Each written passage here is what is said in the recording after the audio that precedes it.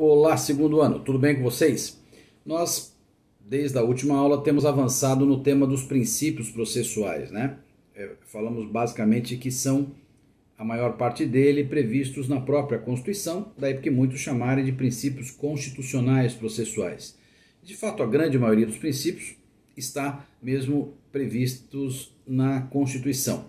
Entretanto, há alguns outros princípios que são princípios legais, né? A gente viu até a última aula 4 princípios processuais, acho que 5 princípios processuais, né? E a gente vai ver hoje mais um princípio, mais uma sequência de princípios. O próximo princípio é o princípio do juiz natural, um princípio muito vinculado à ideia da democracia.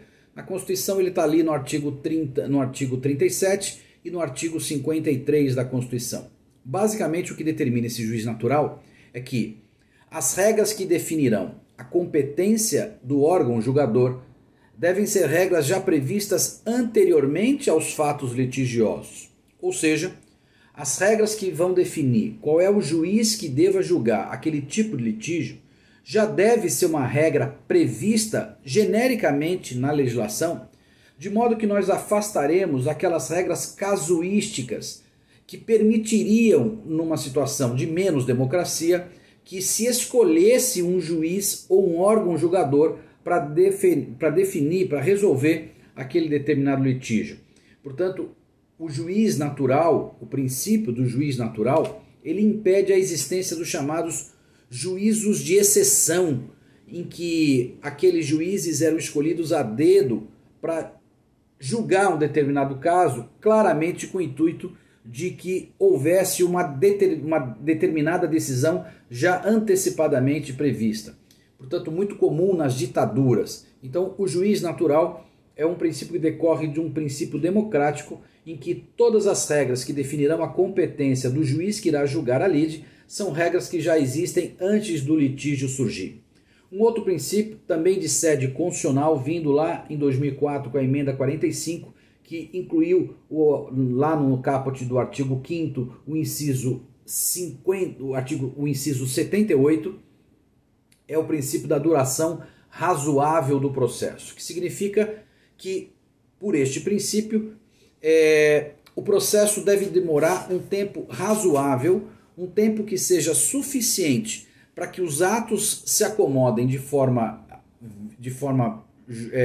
possível, mas sempre no intuito de que a decisão venha quando seja ainda razoável a solução daquela lide.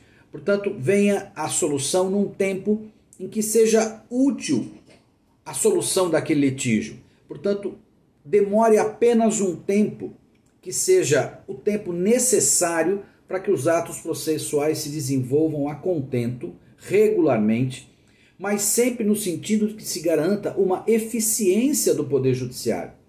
O Poder Judiciário tem que ser eficiente, promover os atos com rapidez e também deva ser efetivo, no sentido de que aquela solução que se busca e que se dá concretamente ainda seja uma decisão útil aos litigantes. Portanto, quando o Poder Judiciário decida com quem está a razão, isso ainda seja algo interessante para as partes. O Código de Processo Civil, no artigo 4º, reproduz esse princípio que tem a ver com a eficiência e com a efetividade, de modo que o Poder Judiciário consiga resolver os litígios num prazo adequado, num prazo suficiente, mas que garanta uma eficiência dos atos judiciais e também a efetividade no sentido de que ele possa resolver a lide com ainda utilidade para aqueles envolvidos. O outro princípio, também basicamente do Código de Processo Civil, no artigo 5º do CPC, é o princípio legal da boa-fé.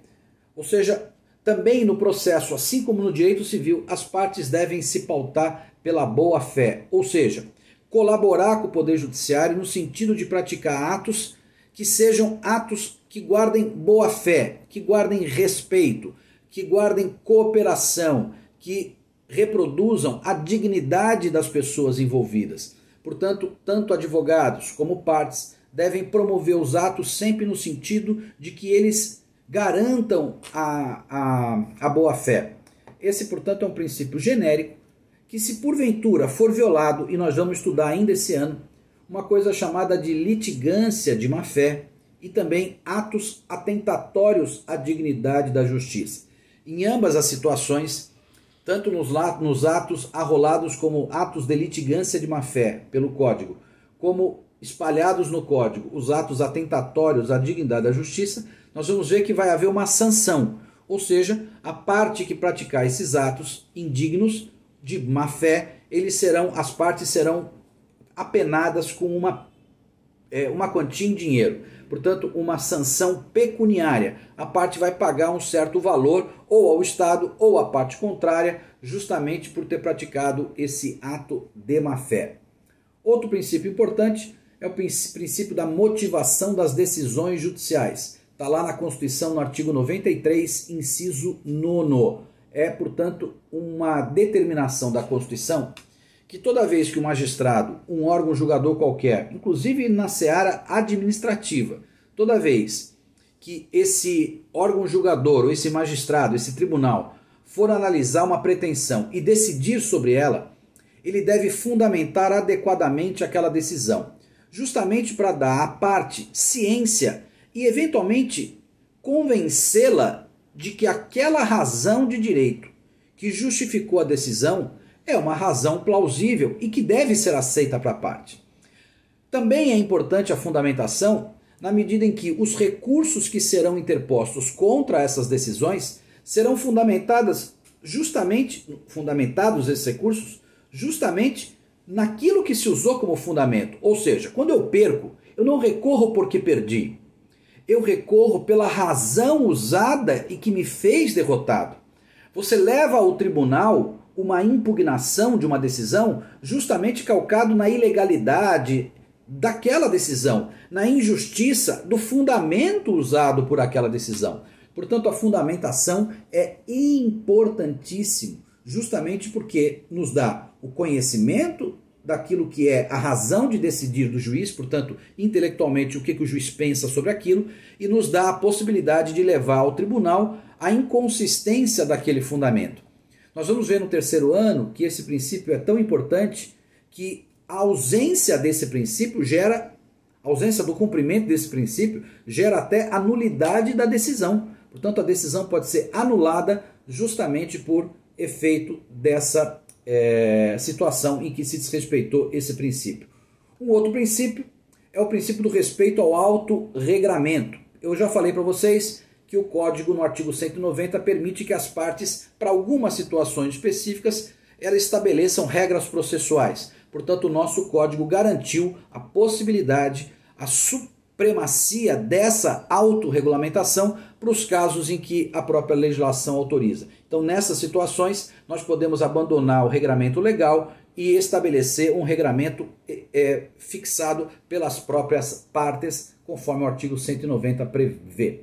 E o último princípio que eu estabeleci como relevante é o princípio da primazia da decisão de mérito. O que significa isso? Significa que sempre quando possível o juiz deve garantir uma decisão de mérito. Ou seja, se for possível resolver problemas formais, se for possível abandonar a relevância de questões formais no sentido de uma decisão de mérito, é sempre adequado que se faça isso. Portanto, sempre que houver essa possibilidade, o juiz deve privilegiar a decisão de mérito.